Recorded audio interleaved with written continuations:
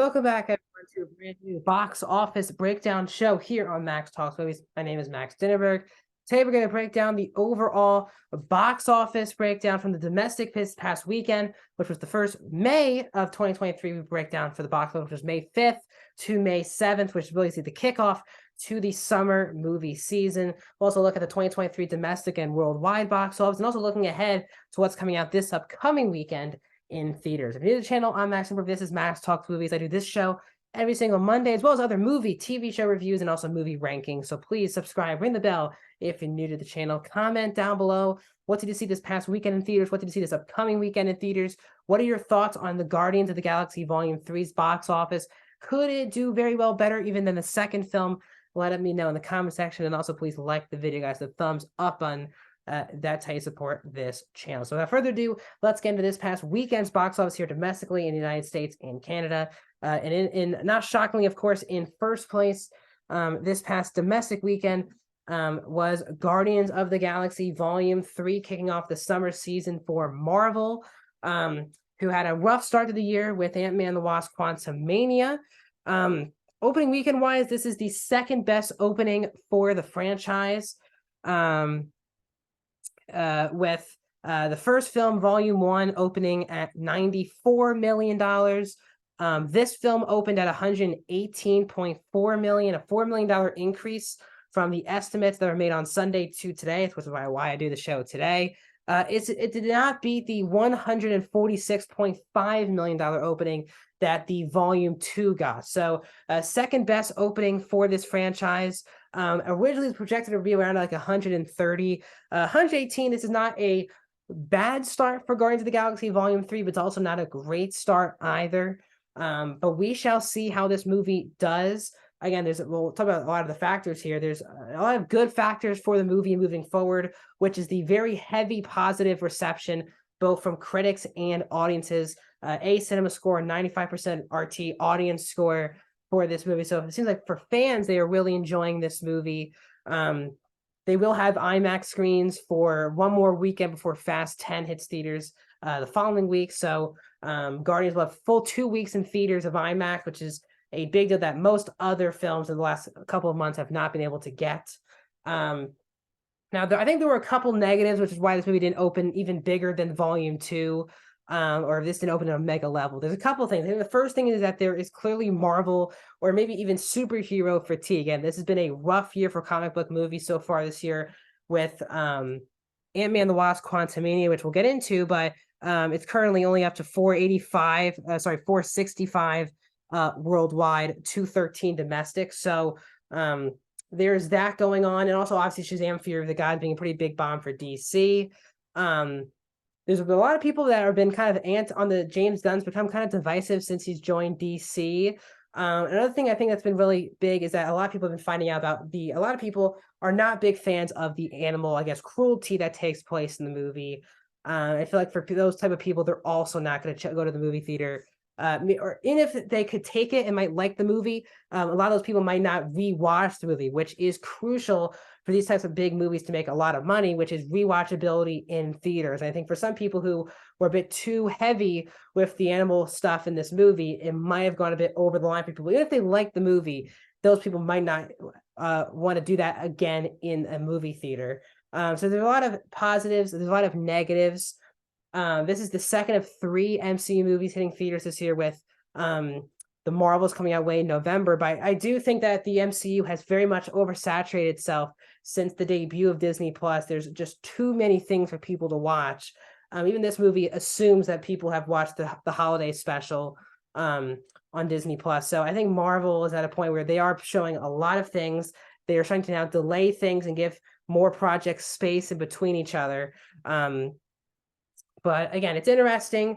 We'll see if this movie again should have a really good hold. If it's in the 60s, I would be pretty shocked because there's nothing really hitting theaters this upcoming weekend. So we'll see what Volume 3's drop-off is in the second weekend.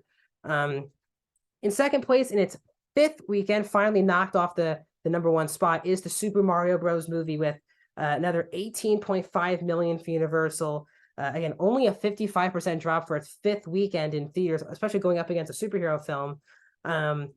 now get up to 518 million domestic, an unbelievable story that the Super Mario Brothers movie is doing a lot of great things right now. As we'll talk about its $1 billion mark, we get to the worldwide numbers, but again, great hold for Super Mario Brothers. Now, this movie will be hitting digital a week from Tuesday, May 16th. So this will be its last weekend domestically where it is exclusively in theaters. So this could be the last weekend where it really makes its money, because then people can purchase the movie and then rent the movie later on digital. So last weekend upcoming it will be 6 full weekends without any digital or streaming play.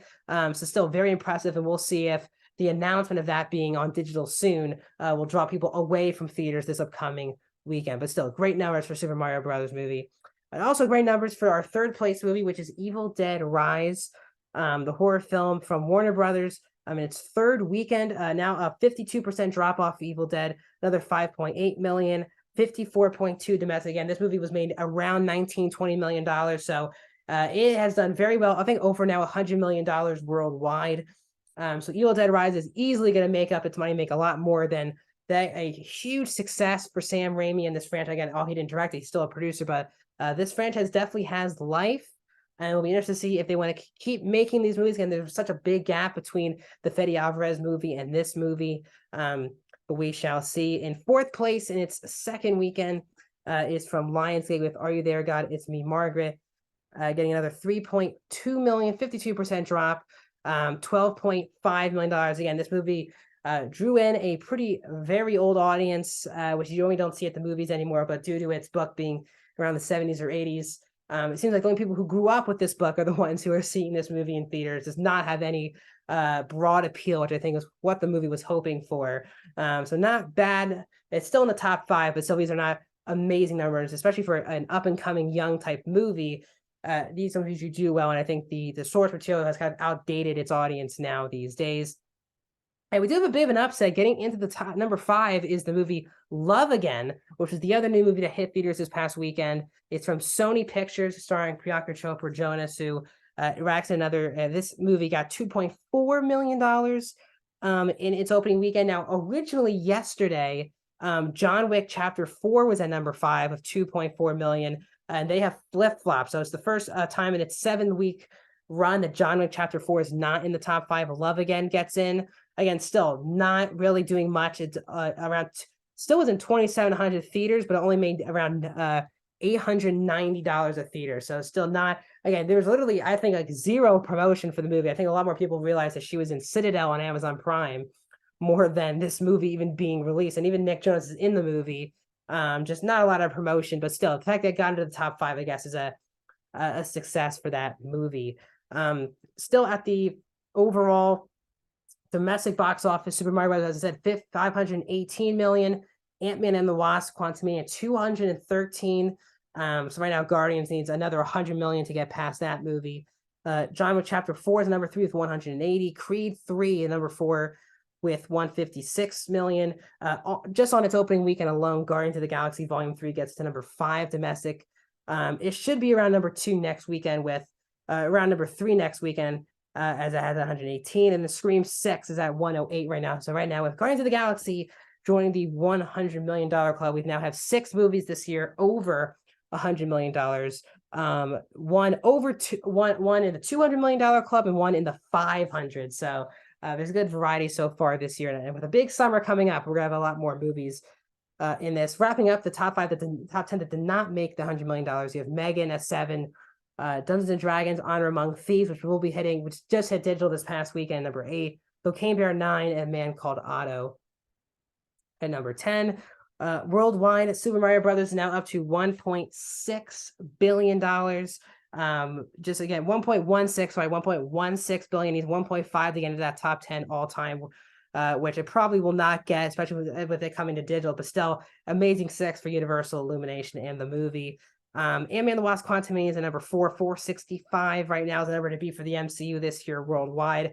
I think a lot of people think it's true. 800 really, it should be the benchmark for these MCU movies. And honestly, Quantumania was a huge bomb for that studio and things to come.